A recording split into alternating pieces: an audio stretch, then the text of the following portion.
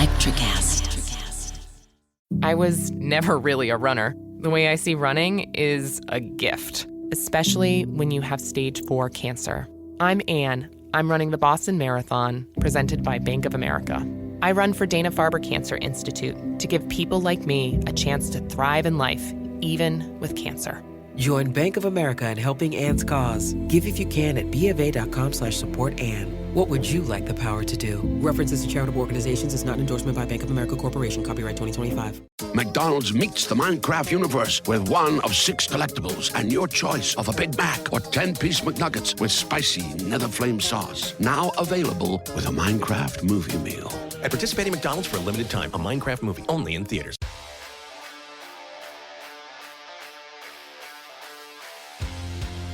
Welcome to Missing the Point. It's Michael Marcangelo here to talk about the Patriots offseason and some pre-draft thoughts. And to do that, I enlisted the help of a very, very special friend. She is well known for her great coverage with the Boston Herald and now MassLive's, but she is our favorite guest, the one and only Karen Guregian. Karen, how are you? I'm doing well, Mike. How are you? I'm doing really well. It's always weird doing the intros after talking for 5 minutes before we hit record. It is true.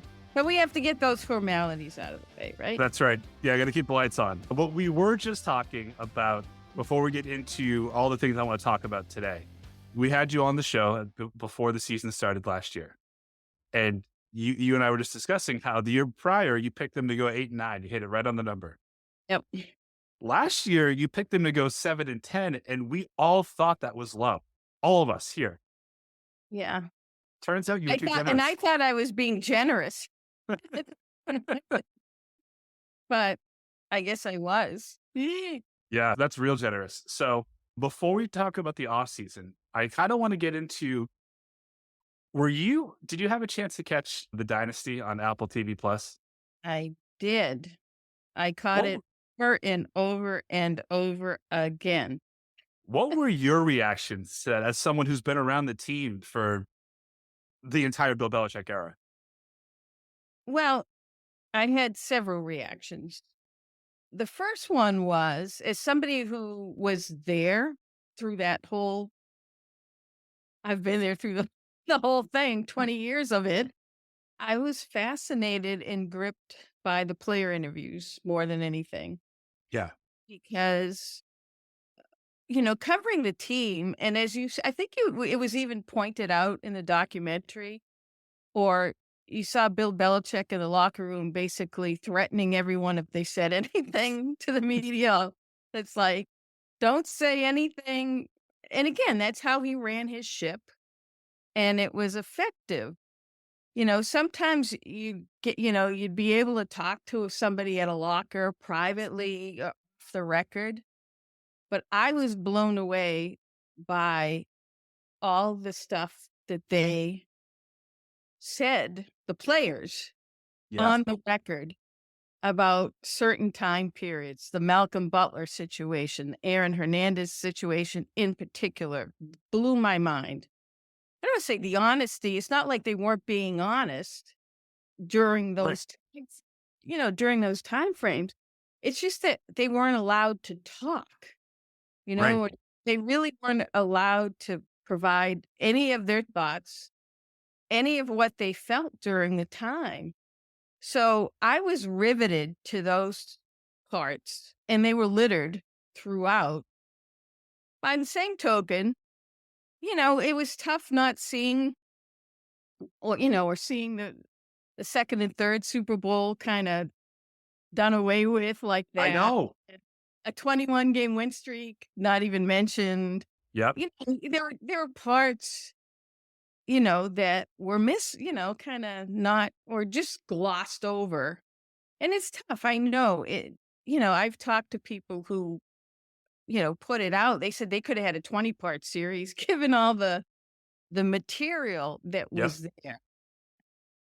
Some people were angry over, more of the negative things being highlighted over the positive, but it's a documentary. It's not, it's not like those DVDs you got after every Patriots Super Bowl that highlight all the great and good stuff and celebratory stuff. But I did think there was a sleight of hand a little bit toward who got all the blame for certain things that went wrong with the franchise. And I'll just keep going for a second. Yes, please. There's no question that Bill Belichick had a hand in a lot of obviously he was responsible for benching Malcolm Butler, right? He was responsible for keeping Aaron Hernandez, even though Hernandez asked to be traded. He was responsible for putting up with Aaron Hernandez. But by and large, there's still a hierarchy here, Yes. So I just thought it was kind of all the blame was a little too focused on him, even though he deserved quite a bit of it. So, outside of that, as I said, I learned some things from listening to the players. I thought that the most damning part of that docuseries, and I don't want to call it a documentary because I guess it was based on, in fact, but It was not based all on the a things. book. It was based on a book. The book was awesome, was absolutely awesome. Right. But the most damning, that Aaron Hernandez episode, because up until that point, like even in the media, you would hear like this is a Bill hit piece, and I didn't really feel that way until that episode. The latter episodes, I thought. Yeah. Yeah. I Um, mean, did anyone get wind of the fact that Aaron Hernandez had requested a trade at the combine that year, or was that kept under wraps until after? It was kept under wraps until the wheels pretty much came off after, post arrest Yeah. and stuff like that. I was told way back when he was like, that came out, but as it pertained to the Patriots, he was kind of down to strike three. Like Yep. one more strike and, they were going to tell him to hit the road. Yep. But obviously the third strike was the third strike. Yeah. Yeah. Why Mm. do you think that neither Gronk nor Brady gave any usable take on Aaron Hernandez? Because that was the two noticeable things on that. Well, I now do a podcast called Eye on Oh. Fox Pro, and I had the director of said Dynasty on. I didn't ask him about Gronk, but I asked him, why was Brady MIA from that particular episode?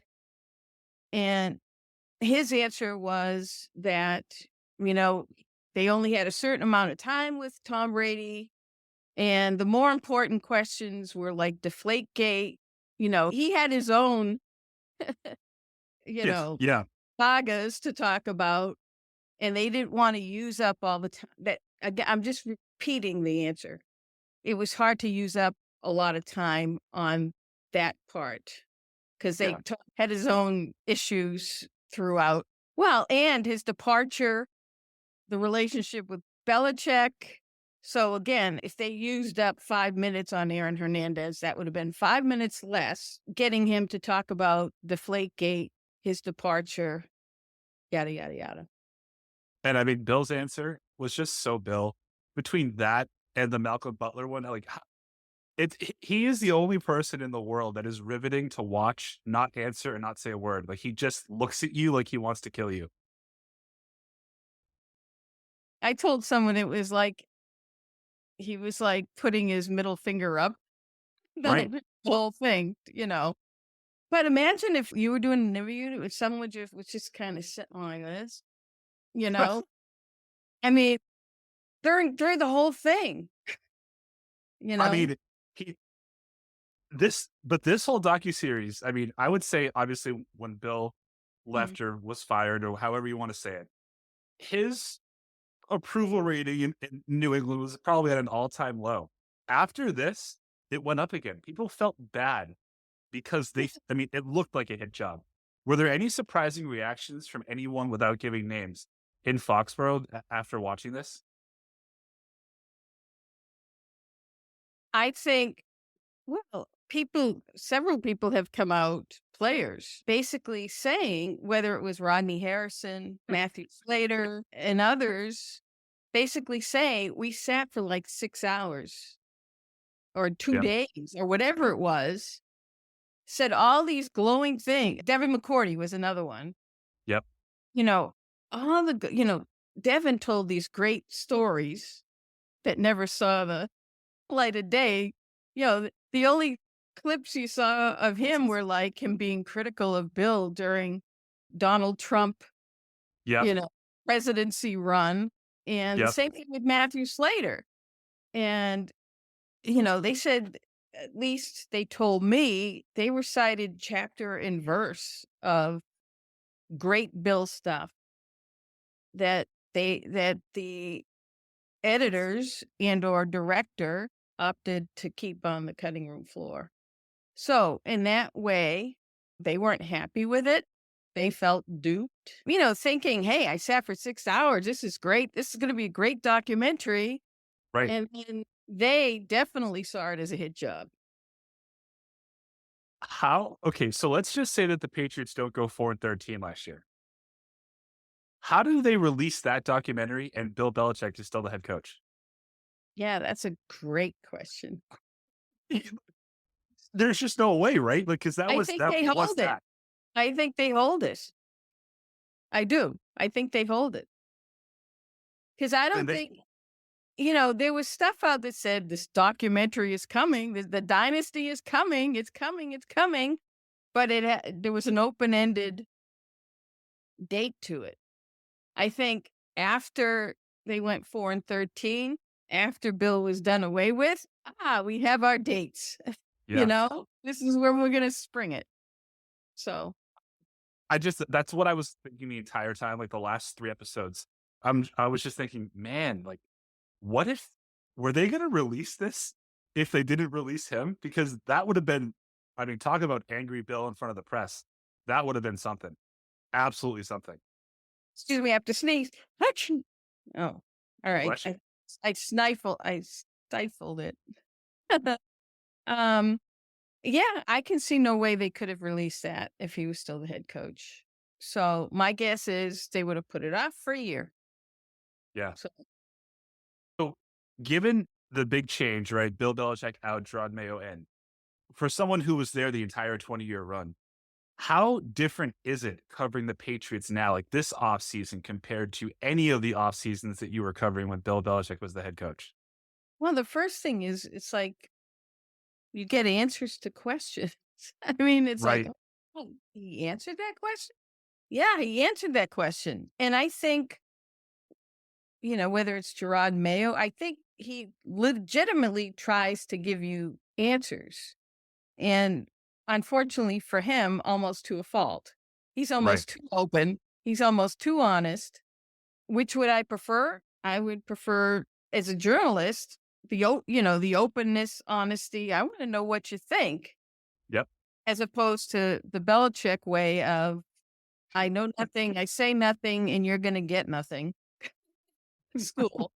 But, over time, I don't know if I've said this to you or said this on the show, but over time, I came to understand why Belichick was like he was. And, it worked well with him being the one voice. It worked well with the players falling in line and basically giving the message that he wanted them to give.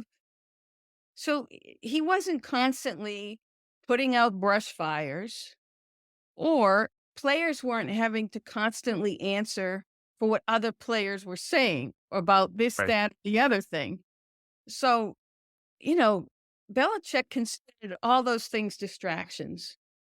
So he tried, by basically being the one voice, by basically not allowing the players to say much of anything of substance, he was able to control the narrative that came out of Foxborough, and he was able to keep the distractions at a minimum. Obviously, they created, there were distractions, Spygate, Deflategate, Aaron Hernandez, on and on and on and on. But the little, day-to-day ones, there wasn't any, because nothing came out of Foxborough. Right. Right. Yeah. And I feel like to that point, when Mayo, when talking about the cap space early on, and he said, we're going to break the bank. And obviously Burn the some minute cash. burn some Burn, cash. Yeah. yeah. Like when he said that instantly, I think Patriot fans, around the country were like, whoa, like if you don't, now we understand why Bill said nothing, because now the expectation is out there. Right. Right. But again, it's a rookie head coach making a rookie mistake, right? Oh yeah. Like he spoke out of, and I've talked to him about it. As a matter of fact, he first walked it back to me. I know. Basically, Yep. I misspoke, Karen. I misspoke on that one. But it was, I think that interview with EEI happened a day or two after he was formally announced. He was excited about things. He knew what their cap space situation was. And he was, he's excited and knowing what the cap space situation was, but really not really examining the picture of how many free agents in-house he had to sign, who was out there in free agency, that actually Yes. fit they needed. Again, as he said, he misspoke. And it's not Yep. like they weren't going to spend cash. But when you say we get some cash to burn and, with that, even if he said it kind of in a kidding way, you have to understand the fan base. Yeah. And you have to understand the expectation that creates. And if the Patriots didn't spend madly like drunken sailors, it was going to be disappointing. So Right. basically you have disappointment. Right. Especially, 3 years after Belichick spends $250 million. Like that was actually spending, and he spent real money. You can say that it didn't work, but he got some, Judon's a great player. Hunter Henry's a great player. He hit on some of them. Right. His batting average is maybe 500 on that. Yeah, we'll take that. Why do you think neither Bill nor Rabel found themselves at a head coaching position this offseason? Yeah, that's a good question. I think Belichick really thought he had Atlanta sewn up, but Me they too. they get scared. Well, two reasons. I think both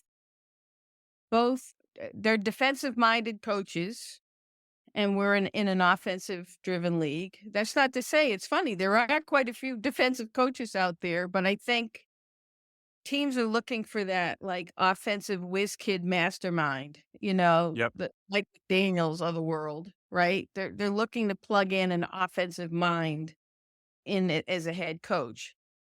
So that was one strike against. Belichick's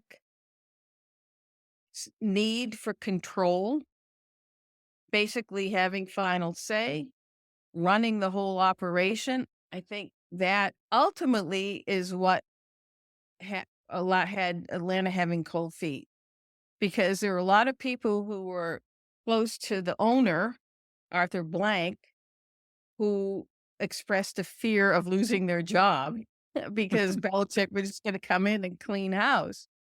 So I think that they just couldn't navigate that part of it, right? Even though after the fact, Belichick's people came out and said, oh, he just wants to coach. He just wants to coach. Sure. Right. But the other thing is when you have a head coach who's won 6 Super Bowls over and has had a dominant team for 2 decades, is he just going to be, are you going to cut him off at the legs? Well, Seriously? I think Bill not getting a job makes more sense to me than Vrabel because of all the things that you just mentioned. And also, that it's pretty much borrowed time with Bill. You Mhm. probably have him for 3 years. So are you willing to risk blowing up everything that you've built just to get him for those years? So I get that. Makes sense. And again, he's like, he's going to coach 2 years or 2.5 years, 3 years, break the record, and then, head out to his boat. I'm not sure. Even like the reason, why they stumped him in Tennessee. Yeah, because he came to the Patriots Hall of Fame ceremony. And they thought that he had something in the works or lined up to be the Patriots head coach, and that wasn't the case. So Amy Strunk or whoever it is, the Tennessee Titans owner, thought he was being disloyal and just canned him. A year after, was it her or was it prior ownership gave him all the keys to the castle? Right. Which doesn't make any sense. So now we get to talk about the fun stuff. This is where I think I really shine and you always bring me back. The Patriots offseason. What is the most surprising move or non-move of the offseason so far, in your opinion? Well, there's a couple, actually. I mean, I knew that they had in-house free agents. Yep. Jerod Mayo said it. Elliot Wolf said it. That, one of their priorities was keeping some of their core pieces who were free agents in-house. Yep. I wasn't sure they were going to I don't want to say break the bank, but spend as much as they did for Onwenu, even though they really needed to. See, it's just, we've been so preconditioned to the Belichick way that I'll get someone off the street. I'm not going to pay that amount. I'm not going to overpay that amount for that guy. I'll just coach up somebody else. And that's always been his way. So I was pleasantly surprised because most people thought Onwenu was gone, but I think they saw the reality of the fact that I think they were done with Trent Brown. Yeah. Go ahead, find 2 tackles, really. So it was out of necessity. But again, Bill wouldn't have cared if he had 2 holes at tackle, right? No, doesn't care. No. Nope. He wouldn't have blinked. There would be no blinking, right? Right. This side, the new regime blinked for Onwenu. So that was a pleasant surprise. The other pleasant surprise, it's funny, both a surprise and a disappointment. They actually offered a wide receiver $22 million. It's like, Belichick, oh my God. I think the highest paid a receiver was what? $9 million a year, Randy Moss. Yeah, and he hated it. Think about it. He hated doing that too. Skill receivers, skill positions, he just refused to pay. But he paid Gronk and Aaron. Like he recognized those 2 positions, but wide receiver, I don't think he cared or valued them, No, he had no value. He had no value for them. But guess what? They were part of the start of the 2 tight end set. It's like they revolutionized that. Of course they're going to pay the tight end, Right. But even with Gronk, they did it grudgingly. His injury history played a part in that. And then at some point, Belichick tried to trade him to Detroit. Yeah, how can you trade me? I'm retired. Or how could, Right. well, you can trade me too, says Tom, if you trade him. Yeah. Can I tell you my biggest surprise? Yes.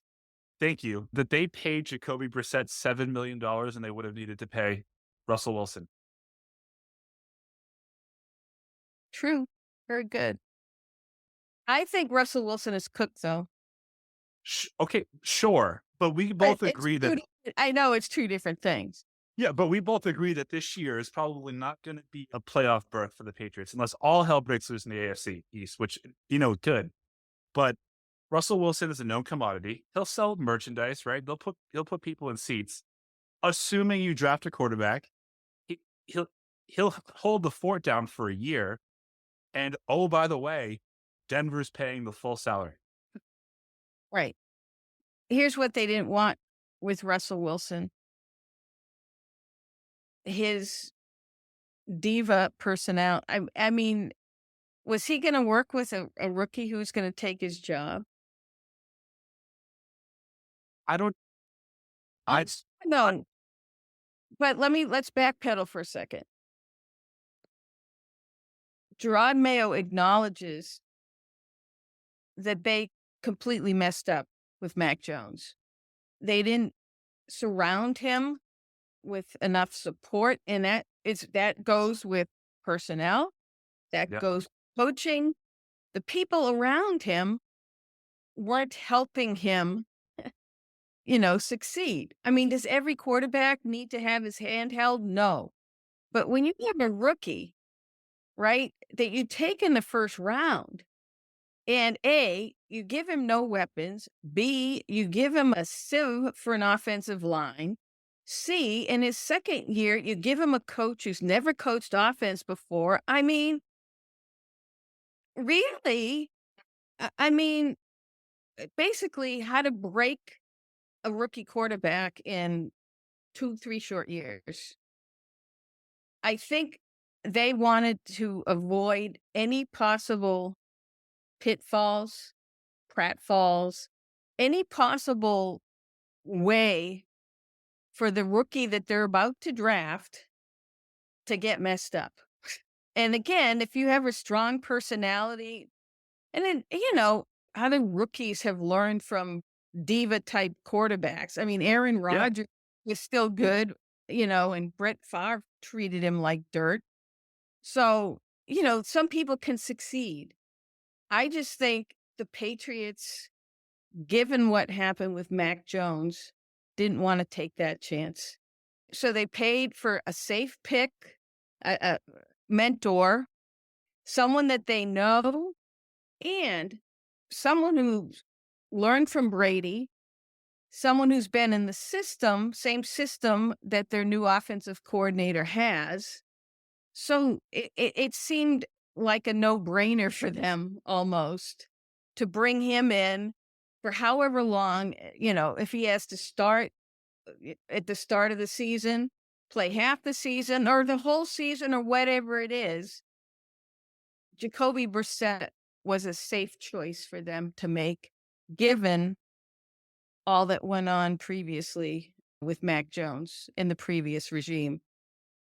Yeah, I completely agree with and understand that sentiment. The thing that I don't understand, though, is let me just pose this question to you. What is smarter? Pay $8 million for a guy who may not light the world on fire, but will definitely create a good environment for your presumptive quarterback that you draft, or paying $1.5 million for a guy who might make it a little harder on the rookie, but also might win you some games.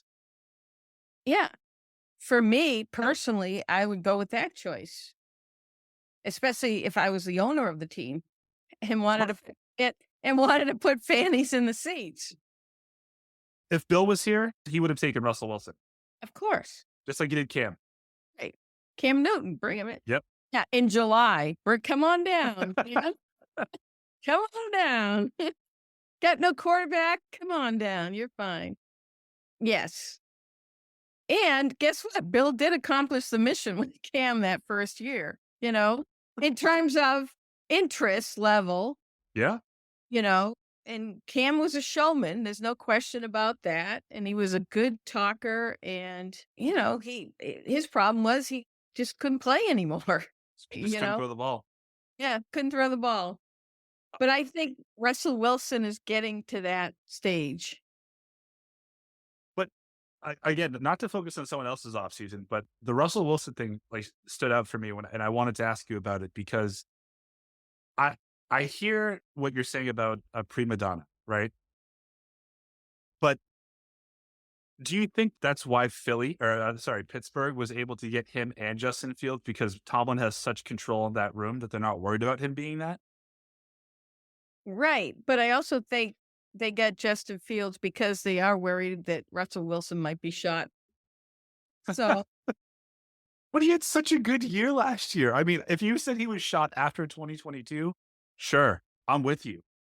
But last year he was pretty good. Yep. He also had Sean Payton calling the shots. So.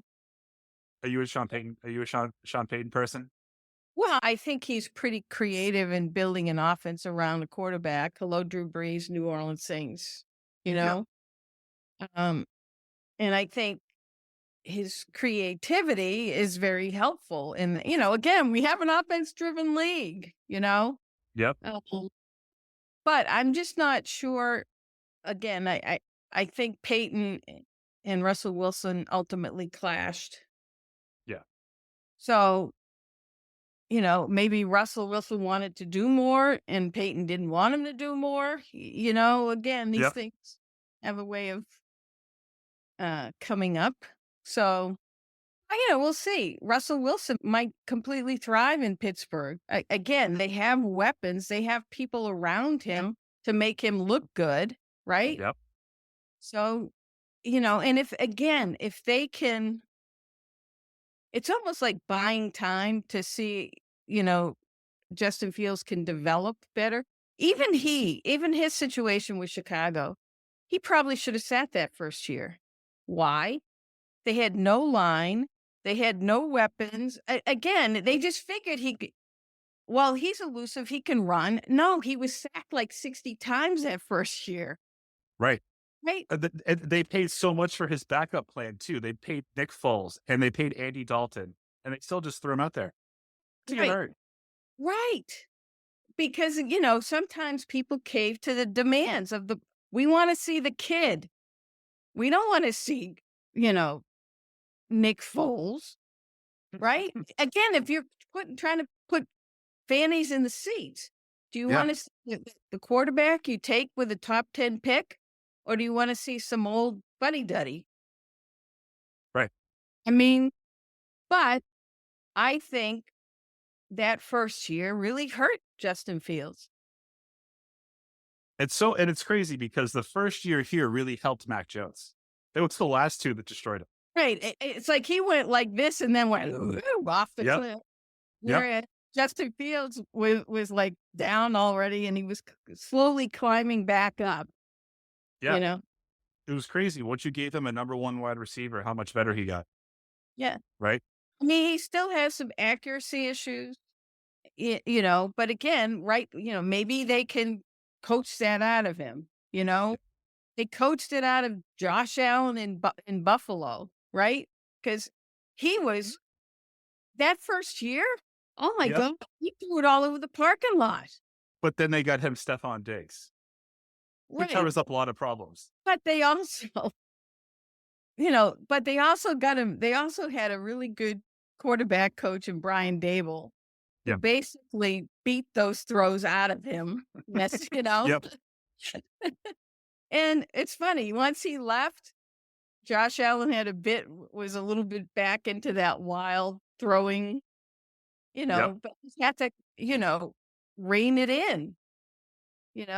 Sometimes when you have too much talent and too much arm ability, you think you can make any throw in anywhere in any circumstance, but it's just not the case. I mean, Brett Favre made a career out of it. We all knew that he was going to throw across his body in that 2009 NFC title game. We all knew he was going to do it, and he did it. Right. And he got picked. And Mac Jones tried to do it and just didn't have the strength to do it. It was almost sad to watch. It was sad. The deconstruction of Mac Jones. That's exactly what I was going to say. I was going to say the destruction, but you said it way better than I did. So before we get into the draft, there was an article that I think, you wrote, you retweeted. We jumped in to defend your honor, as we always will, about Thank you. the difference between the rebuild that's happening here, or that should have happened here after Brady, right? And what's happening in Houston. Now, Mayo talked about this. He did say it took Nick Caserio, 2 years to build the team in order to get CJ Stroud and now Stephon Diggs and Joe Mixon. Yes, have you seen anything so far this offseason in free agency that leads you to believe that the Patriots are on that same trajectory? Nope. I will say this, though.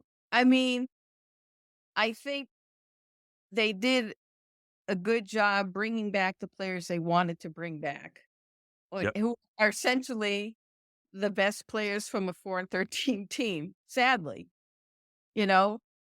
as I said, Mike Onwenu is their best offensive tackle. They had to resign him, and he's good. He's very good. He might be better at guard, but they're so desperate he has to play tackle, and he plays very good at tackle. Hunter Yep. Henry is a good tight end because he's catches the ball and he can block, and he's just a good guy to have. Now they brought back Kyle Duggar. Initially they transition tagged him, but that turned into an extension. Real So, money too. yes, real money. They brought Uche back. Although, I mean, this is like the thing that's interesting is a lot of the free agents they signed and a lot of players, they're only like 1 or 2 year deals. And those can work one of two ways. One, you get the best out of these guys because they're playing for a contract. Yep. Or in the case of free agents from the outside, it's almost like, well, I don't, if I'm going to be with a stinky team, I'll see how it is for a year and then get the heck out. Yep. No, it's like having 1 foot in the door and 1 foot out. Right. So, but I think, players will be incentivized if they're, again, playing for their next contract, which quite a few Patriots are once again. So that's an interesting component. What the Patriots haven't done that the Houston Texans have done, it's like, when was the quarterback going to be available? Well, as it turned out, they wound up building before they got the quarterback. It doesn't happen Yep. that way. Cincinnati got the quarterback and then built around the quarterback. But the key word on all these things, build, right? Right. So the one area of greatest need was offense, was receiver, was offensive tackle. Yep. And all the things you need to make a quarterback, to help the quarterback, they haven't done. Yeah.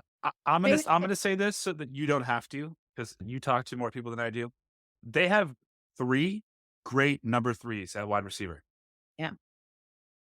And I don't want to disparage anybody because they're all far superior athletes than I will ever be. But if you're within striking distance for Calvin Ridley, you can't let that player leave. Right? I mean, I don't think he's worth $24 million a year, but that's the asking price. He's definitely not worth that. But you, meaning the Patriots, meaning the previous regime, whatever, created the situation they're in. Right. And the situation they're in meant they had to overpay. They had Yep. to do what you don't want to do, overpay. And they had to overpay for several reasons. One, they're a 4-win team. 2, Brady's not there. There's no quarterback there. They're in a tough division. It's a cold climate. They get taxed through the roof, unlike some of these other places. And people say, the tax shouldn't matter. Yeah, the tax does matter, especially if a team like the Patriots doesn't want to pay the commensurate, you could say the word, amount above, so that after taxes, it comes to the same level as what the other team is offering, or a little more. So the Patriots weren't willing to do that. So do you believe when Kraft says that the reason that Calvin Ridley's not here is because his girlfriend, although it's his wife, wanted to play in the South? Well, I think some of the reasons mentioned were valid. The tax, But pay him more. Just pay him more. Exactly. Or if the wife preferred playing there, well, if you pay him more money, is she going to start grousing? No. Right? Right. Yeah, I just think One of the things, Offer he can't refuse. Right. right? One of the things that, and not to go back and forth about, Bill, but I think it's relevant when you talk about, we as fans have always said that Bill was cheap. Well, Bill's gone, and it looks like they missed out on the best wide receiver on the open market because they did not want to spend. Right. I would use a different word for cheap for Bill. Frugal. No, arrogant. And the reason I say arrogant is he believed he could coach up whoever. And he wasn't going to overpay or even pay the market for anyone Anybody? because he had such a healthy sense that he could outcoach anyone in the league during games and that he could coach up players to be better than they were. Some of that proved true. I mean, he could scheme up a defense to stop a quarterback or stop any quarterback for a half a quarter or at least long enough if he had an offense that could score. Yep. But he also had Tom Brady, right? Right. And when you have a quarterback like Tom Brady who can make people around him better, so he was making everyone on the offense around him better, and Yep. Bill was making everyone on the defense better. Why do you have to go out and pay the top guys the top money? There's no Right. need. So I would call it necessarily cheap. He thought he was being smart Yep. and arrogant because they could overcome not having, all that elite talent. Although I think in saying that, it shortchanges, the people that they had on those teams that won. Yeah. Rodney Harrison, Richard Seymour, Vince Wilfork, Rob Gronkowski, they did have Deion Branch. They had really, really good players, Hall of Fame players. But were they as loaded as a team like San Francisco is right now? No. They No. didn't have to be. The difference is they didn't have to be. They had Brady, who basically made the offense better, and they had Belichick, who basically made the defense better. Yeah. Belichick needed the position that he valued the least, more than anything, so that he could do what he does. Because you're right. If he has a quarterback, just look at 2006. They go to the AFC title game. They're up, 24-3 against Peyton Manning. And their number one wide receiver is Rashae Caldwell. Right. I mean, that's all you need to say.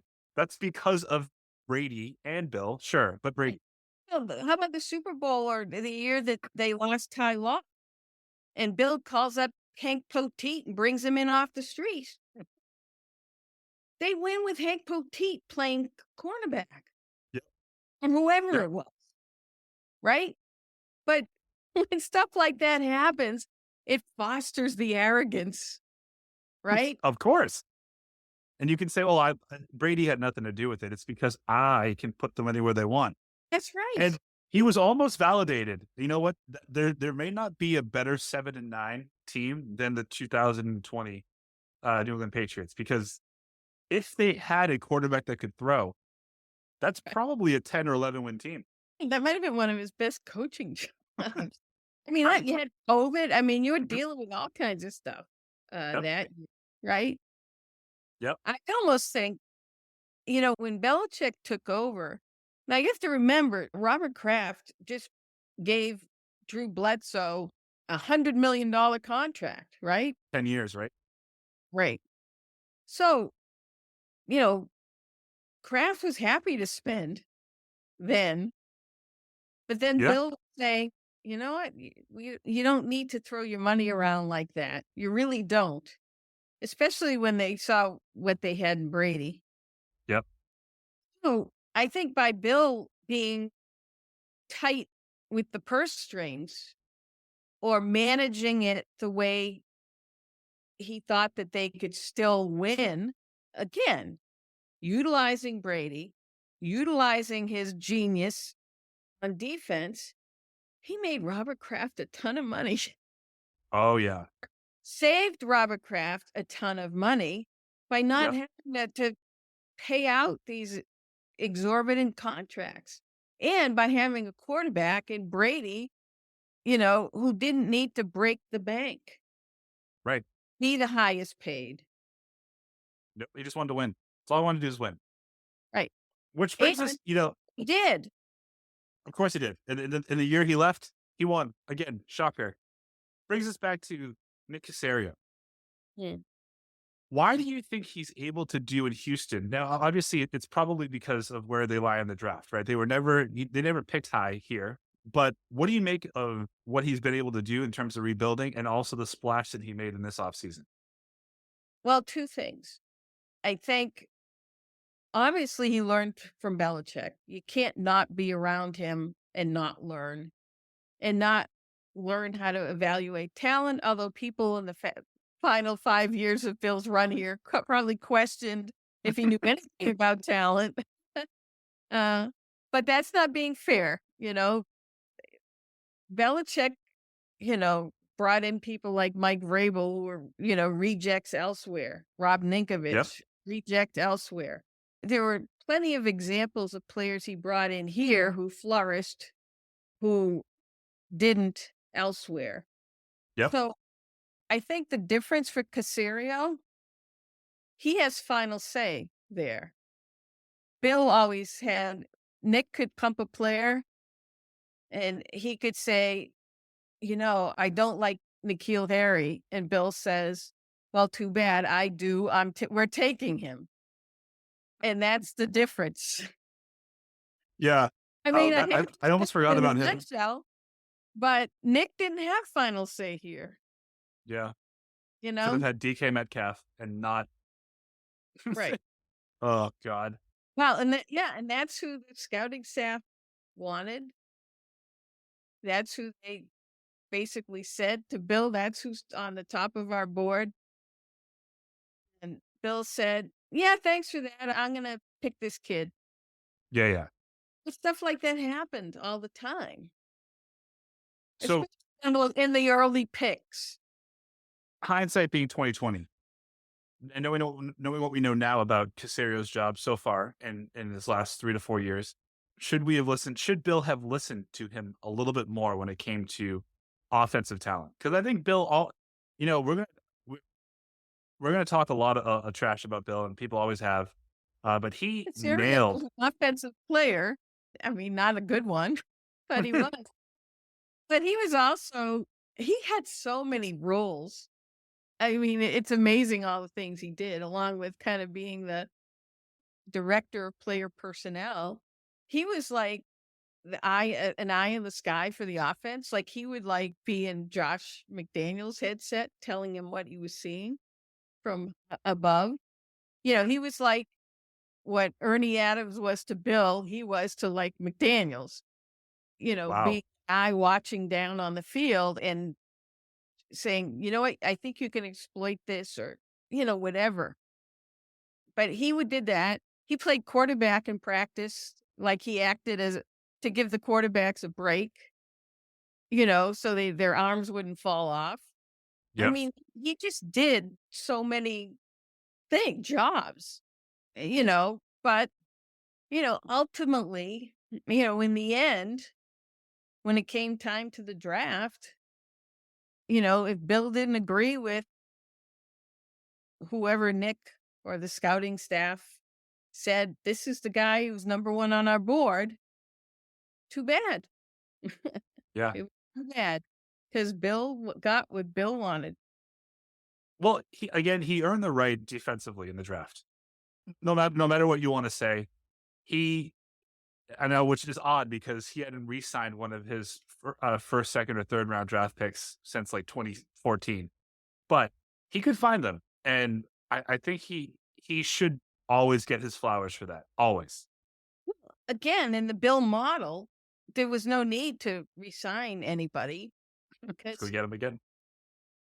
Bring in somebody new, coach him up, and they would be just as good as the last guy or better, right? Yep. So Before we talk about this year's draft and what we think's going to happen, we'd be hard-pressed not to talk about Mac Jones and the fact that he was traded to the Jacksonville Jaguars. He's going to be the backup quarterback to the number 1 overall pick in the same year that he was drafted back in 2021. I think if you want to say that, I would say that Trevor Lawrence is the only quarterback from that draft that is still with their drafting team. I don't even think about Zach Wilson. I'm not going to talk about him. What do you think it's going to take for Mac to get a starting job again, or do you think that he's irreparable? Well, I think Trevor Lawrence is going to have to get injured, and Mac is going to have to come in and save the day and show that he's past, the broken quarterback he was when he left Foxborough. I mean, that's, So you don't think that he could be in a situation like a Brian Hoyer, where a couple years down the road, a team signs him as a backup to compete with this for a starter? Do you think that his stock is that low in the eyes of NFL executives? right now it is. And I think he knows it. And I think he knows he has to rebuild himself. But he sees who's the quarterback in Seattle. I mean, he get tossed. Geno Smith? Right. I mean, he's resurrected himself. Baker Mayfield another number one overall pick who was kicked around and kicked to the curb and said was useless, brought the Buccaneers to the playoffs. Yep. So I think Mac Jones seeing what's happened with players like that, that gives him some hope that he can resurrect his career and that he can put what happened in Foxborough behind him. And now it's just a matter of him to shake all the bad habits he got into, playing behind a line that didn't protect him for a large part.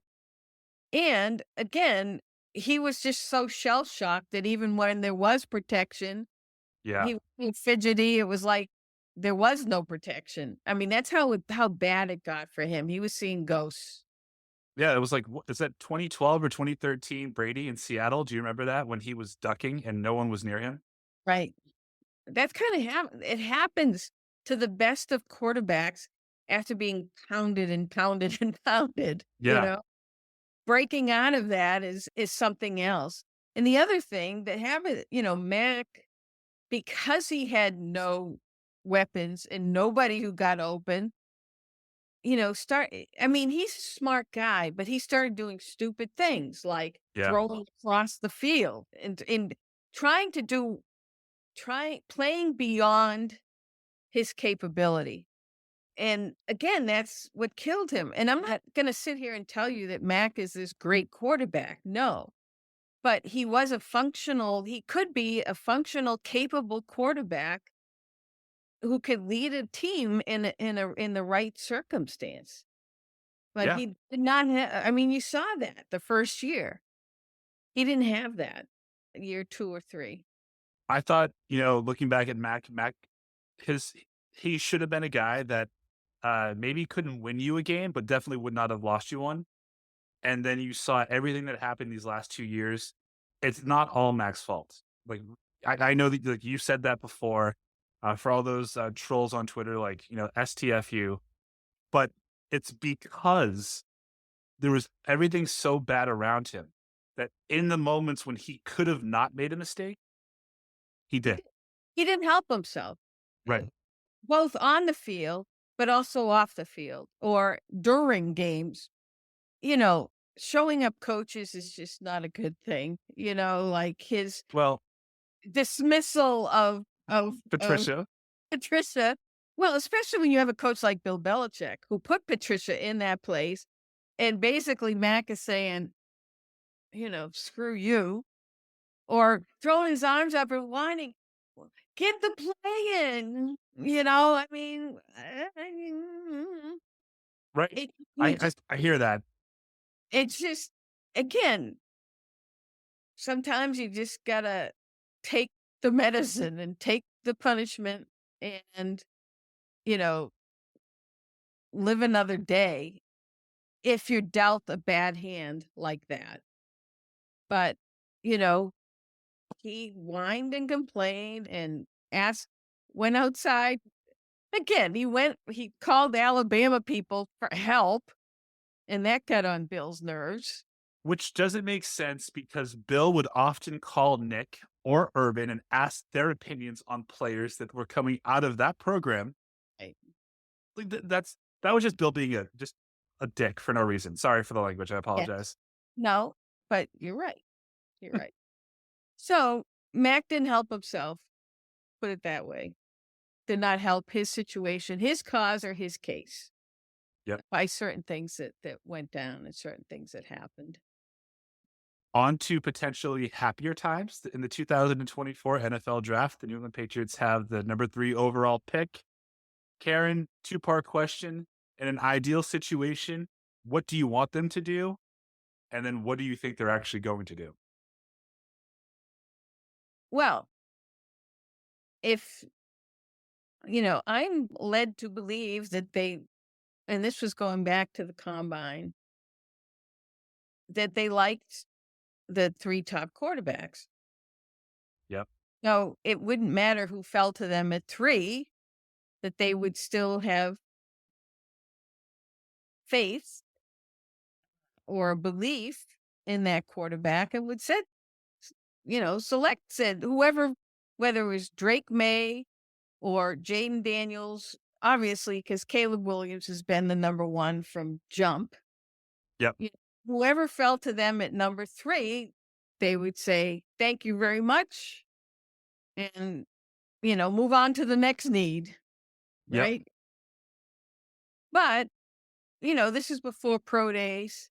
This is for interviews, and this is before lying season and smoke screens.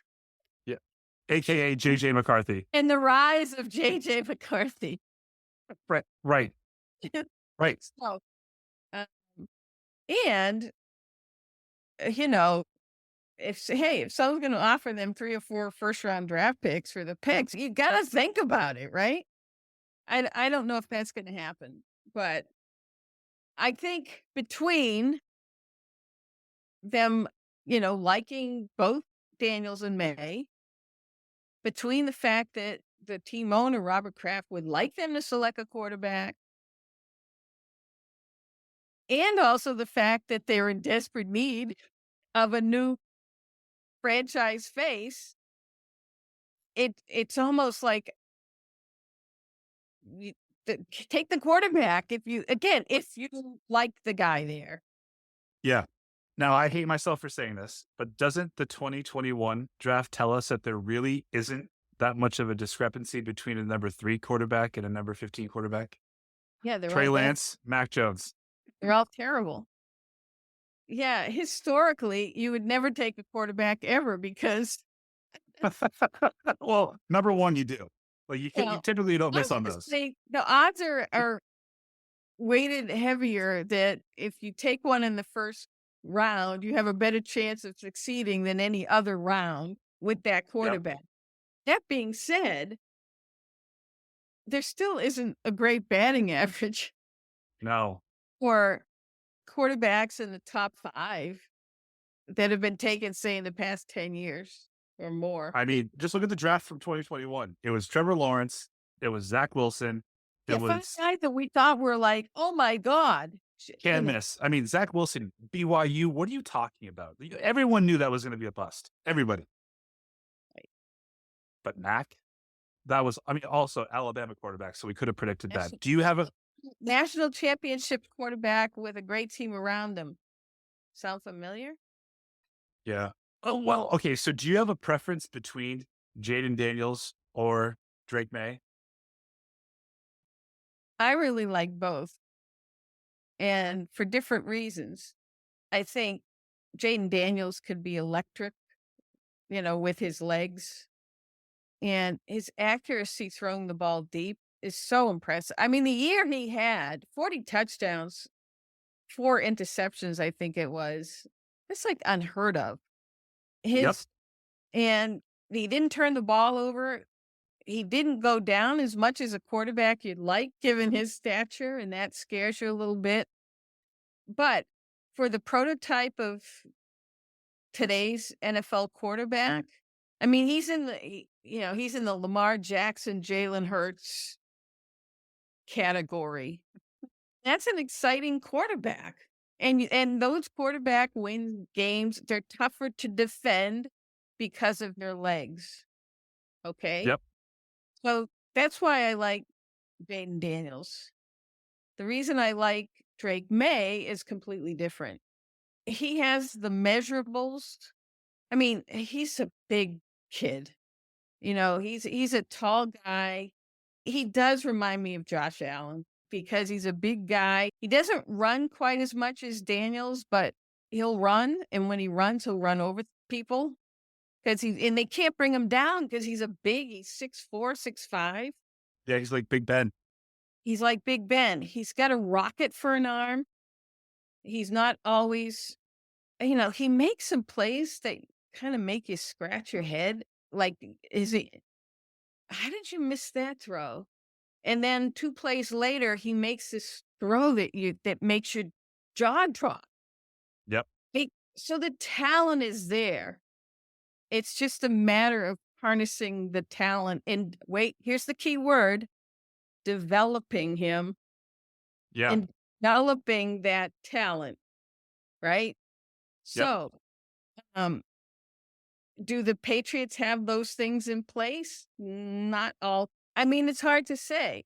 I mean, Alex Van Pelt, their offensive coordinator,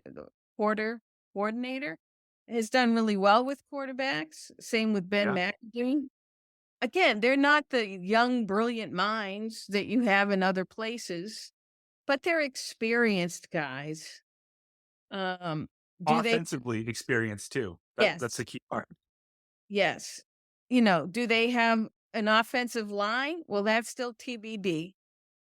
We'll see what they do in the draft or who else they might pick up. Do they have an arsenal, a good enough arsenal to support that quarterback? Definitely not. But there's still time to build that arsenal.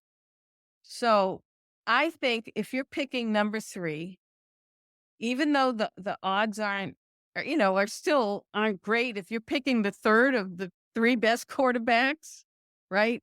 Yep. I still think you have to take a swing. You're not going to be in this position every year. You're not going to the talent pool of quarterbacks that you have now. And, already people are saying next year won't be anywhere near as good. So if you have the chance, take the swing. That's what I say. I tend to lean more towards Jaden Daniels for one reason. I was in Columbia, Missouri in October of 2023 when Jaden Daniels went 15-21 for 260 yards, 3 touchdowns, and then ran for 130 yards and a touchdown. And I've never seen anything like it in person. Like I think obviously his passing ability is helped by the talent that was around him. What I like more about Drake May is that he put up all those yards and those stats with essentially to scale the type of weapons that he would have in New England. Offense.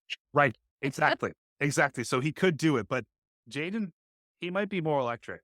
He might be. Right.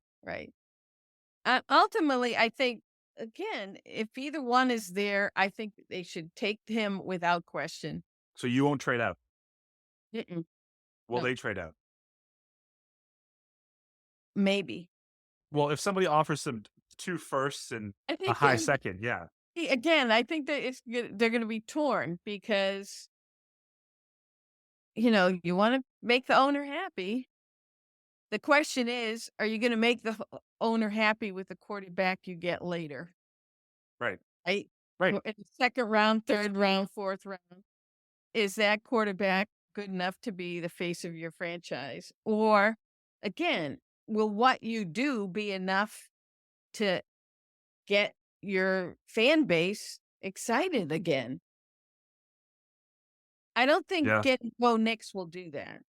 I'm just throwing that out there. Or Penix.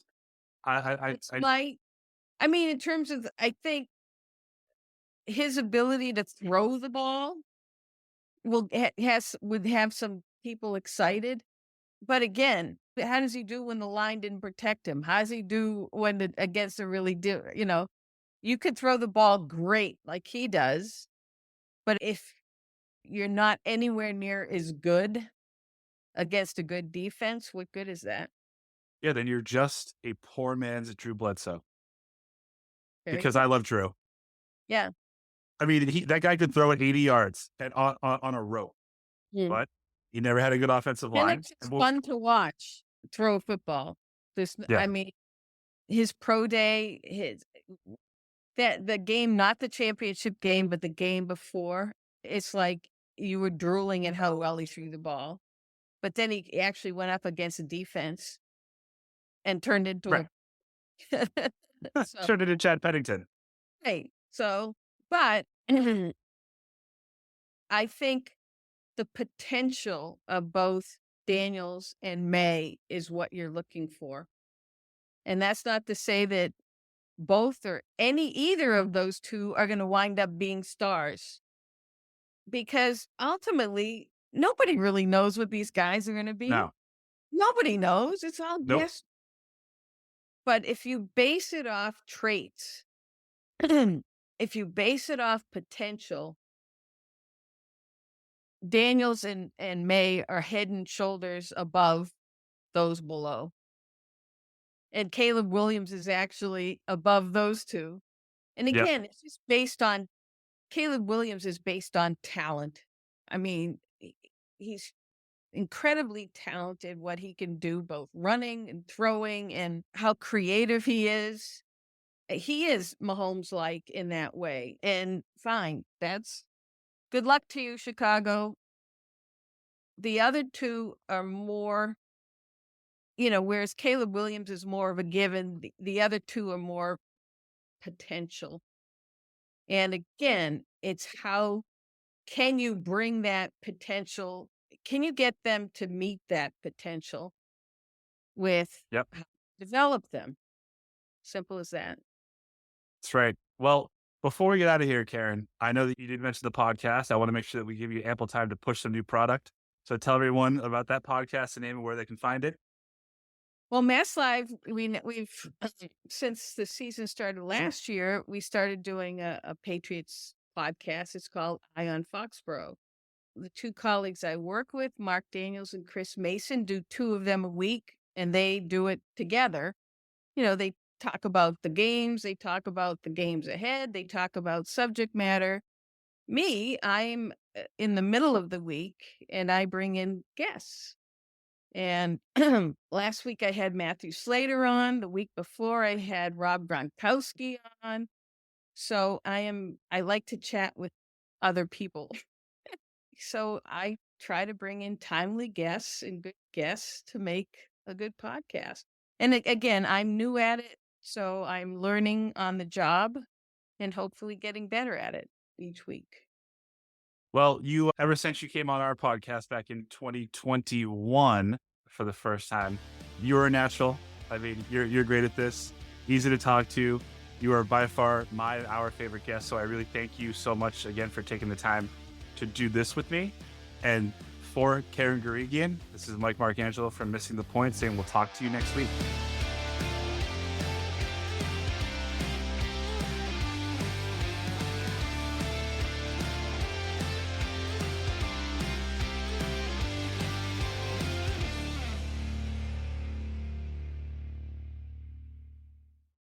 Hi, I'm Sherilyn Fenn from Twin Peaks. What did you do on your last Saturday night? Did you hear something? Toilet paper. There's none. Nada. The reserves have gone dry. People are hoarding it. I should have done that. They're all out of hand sanitizer at my Target. Mark, when did you last watch the news? We are getting reports of forced quarantines in China, Japan, and now Italy. You're cutting onions in half and putting them around your apartment. Yes, exactly. It kills the COVID. Excuse me? Let's go. Let's go. Get in. Vamos, rápido. Have you ever driven one of these?